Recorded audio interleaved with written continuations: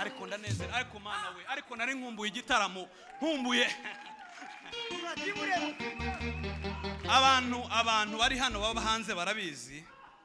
Hari igihe tujya tubyina twirorera, kubyina wirorera urabyumva, ugasirimba nta ukoma amashyi, ugasirimba wenyine ukaruha. Niyo mpamvu mbasabye abantu b'Imana munshyigikire gusa. Hama mbabwire ngo hari aho turi ntabwo ari mu ijuru. Ndaza kubabwiraho gato n'ukuntu harabimeze mu minsi mike mpabonye. Reka mbaze nkubwire, ibindi byose bizakunanira ariko ntuzananirwe gushaka Imana. Andi ibindi byose bizananirane, ibindi bikunanire, vizu yibure nabyo birashoboka.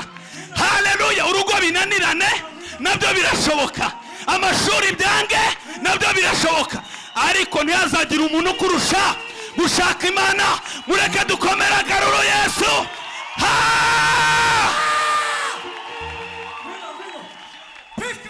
Kandi uze ugerageze wibande kuri base, niho nafatiwe jewe. Hanyuma muse nk'abantu mwinjiraho gatoya. Imbaraga z'Imana tugiye gusengera uyu mwaka, imbaraga z'Imana.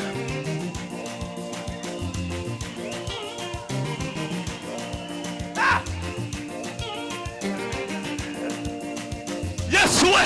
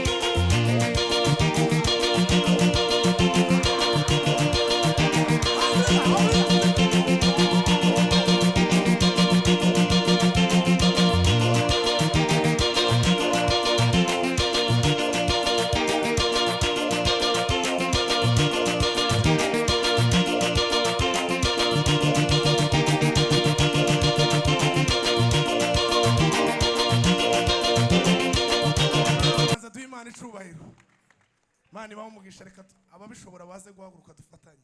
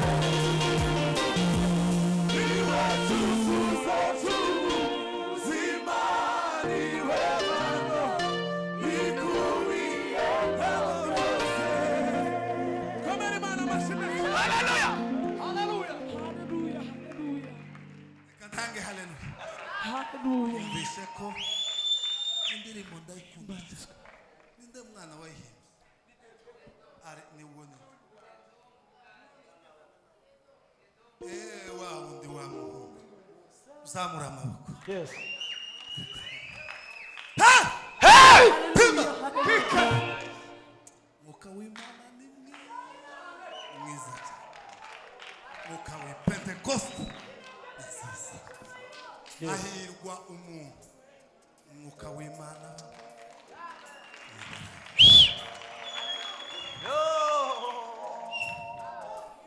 Zamura amaboko y'Imana.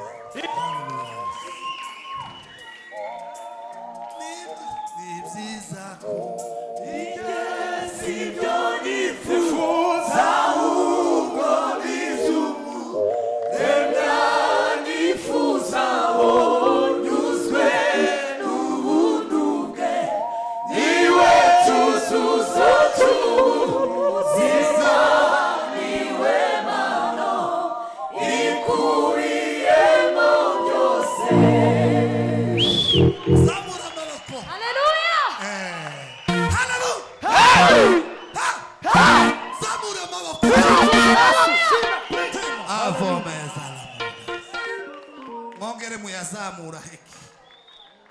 Zamure cyane. Tange haleluya 10 hanyuma dukomeze gahunda. Haleluya! Haleluya! Haleluya! Haleluya! Haleluya! Haleluya! Haleluya! Haleluya! Haleluya! Haleluya! Dio! Komeni Imana amashimwe atukuze. Izina rya Yesu. Mani himbaza. Harakandi yaririmbye umuhungu. Uretse gato kavuga majina yote mazuri yako, e Jehova muumbaji wangu. Nikupe jina gani, kwani kila kiheri ni upekee wako. Majina yote mazuri ni yako, e Jehova muumbaji wangu. Nikupe jina gani, kwani kila kiheri ni upekee wako. Hallelujah. Nyuzwe n'ubuntu bwe, niwe cyuzuzo cy'ubuzima, niwe mpano ikubiyemo byose. Ibyiza kuri njye sibyo nifuza, ahubwo ibitugu wenda nifuza. Nyuzwe niwe cyuzuzo cy'ubuzima, niwe mpano ikubiyemo byose. Komera Imana amashyi.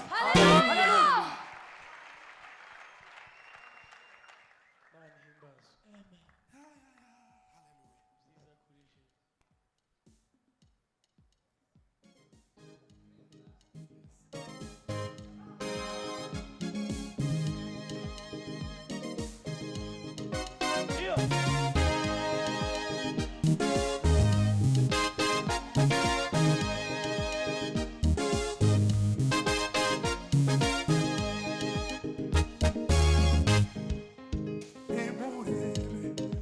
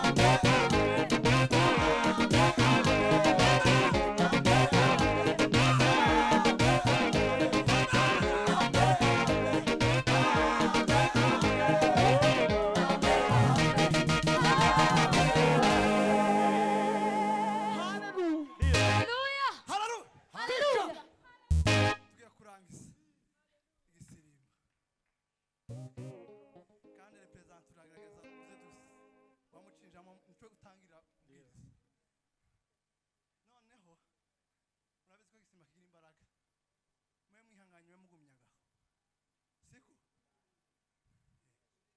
hano turi benshi nimuza turakandagirana kandi igisimba twarayemo uraca mu gitondo twa dusengera kino gitaramo ubwo twara brevet turangiza saa 12 cyangwa na gice gutyo twa dusengera no materaniro mwagize amasengesho amasaha 10 natwe twageze ntayo aho twarayemo buraca none umuvuduko dufite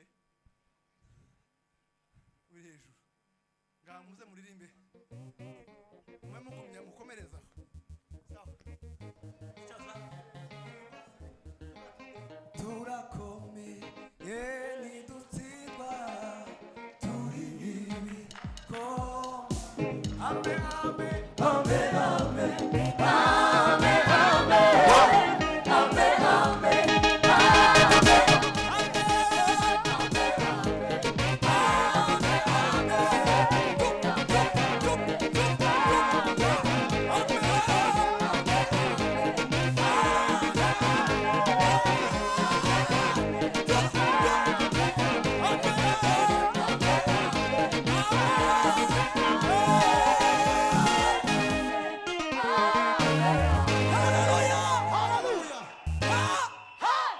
tuzamura ibiganza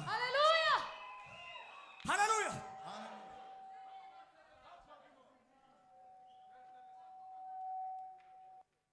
sawa twagi sirimu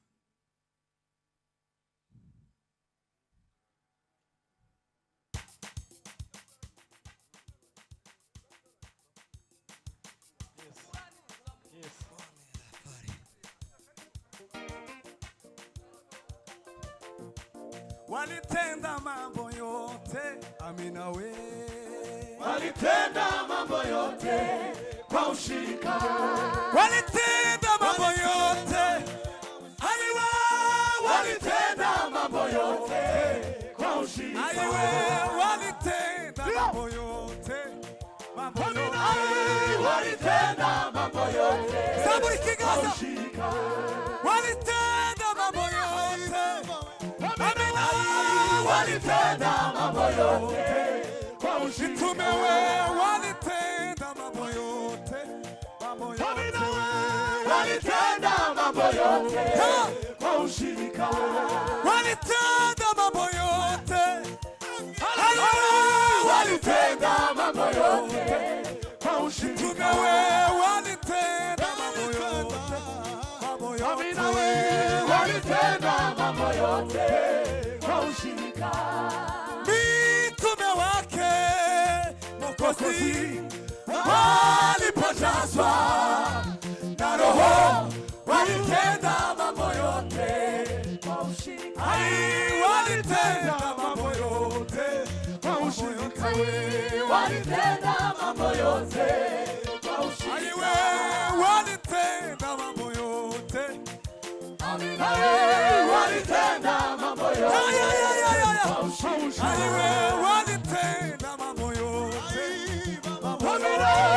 Walitenda mambo yote ai kwa ushirika. anawe walitenda mambo yote Walitenda mambo yote kwa ushirika.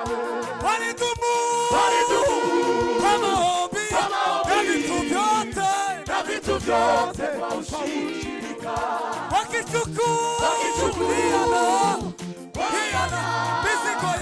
mizigo yao kwa maneno wao safi waliwavuta wengine wasiomjua Kristo wakaongezeka na injili ya Bwana ikae aiye tuwewe tuijenge kanisa Pamoja wakizo tuijenge aiwe tuwe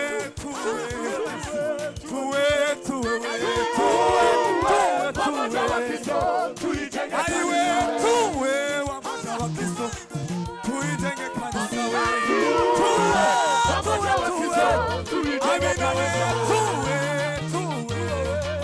tuijenge kanisa pamoja wakizo tuijenge aiwe tuwe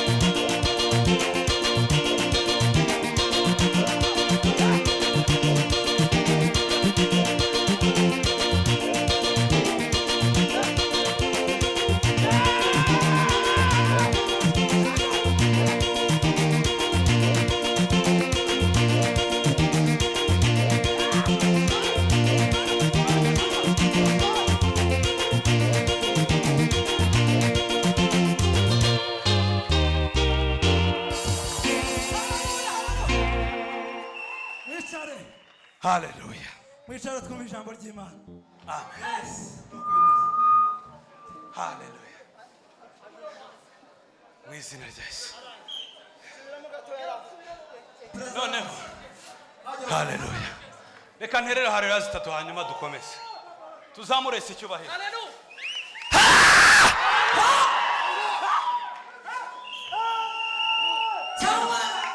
Noneho abantu turi kumwe ahangaha mube tayari. Tuzamure ese cyubahiro. Hallelujah.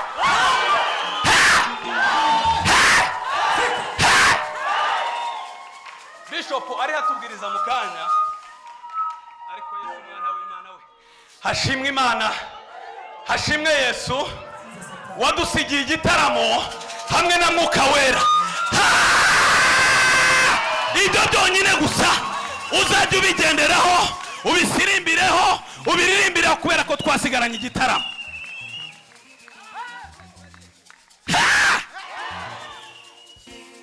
Icya kabiri tugiye gusengera uyu mwaka ugiye kuza. Amen. Ntimuzi uyu mwaka urangira, ntimuzi ko haba kerere nyinshi, abantu ntibapfa, ntushaka kubaho. Tugiye gusengera uyu mwaka ugiye kuza. Ariko ndanezera, ariko Mana we, ariko nari nkumbuye igitaramo, nkumbuye abantu bari hano baba hanze barabizi. Hari igihe tujya tubyina twirorera, kubyina wirorera urabyumva, ugasirimba nta ukoma amashyi, ugasirimba wenyine ukaruha. Niyo mpamvu mbasabye abantu b'Imana munshyigikire gusa. Hama mbabwire ngo hari aho turi ntabwo ari mu ijuru. ndaza kubabwiraho gato n'ukuntu harabimeze mu minsi mike mpabonye. Reka maze nkubwire ibindi byose bizakunanira ariko ntuzananirwe gushaka Imana. Ibindi byose bizananirane, ibindi bikunanire, vizu yibure nabyo birashoboka. Haleluya. Urugo binanirane nabyo birashoboka, amashuri byange nabyo birashoboka, ariko ntihazagira umuntu kurusha gushaka Imana. Mureke dukomera garuro Yesu.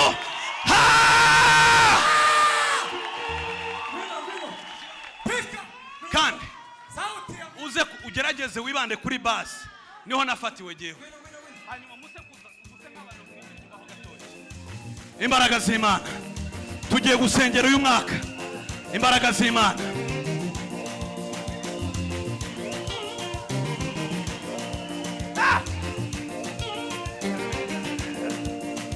Yesu we.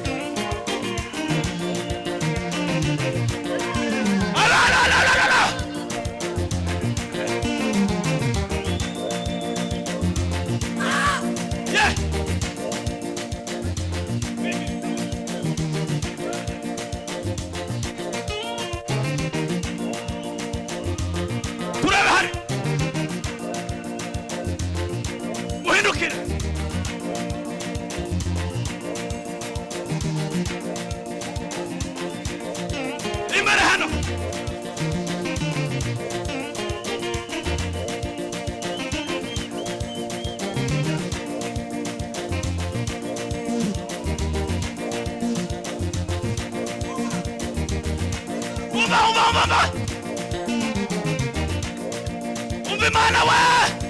Yesu mwana w'Imana, kora imirimo n'ibitangaza bimenyekane kuri Imana yacu. Turashinganisha ubuzima bwacu, turashinganisha ubuzima bw'imiryango, turavuguruza imigambi y'abadayimoni mu izina rya Yesu, mu izina rya Yesu, mu izina rya Yesu.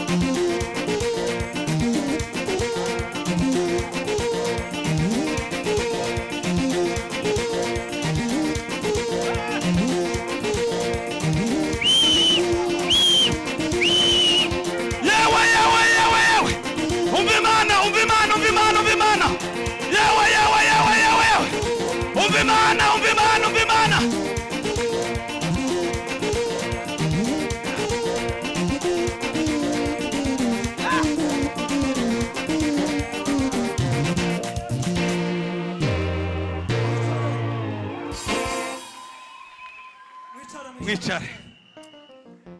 Mwicare kabisa. Mwicare twumva ijambo ry'Imana. Mukozi w'Imana Konfi, fatira Bibiliya tuvuge ngo amen.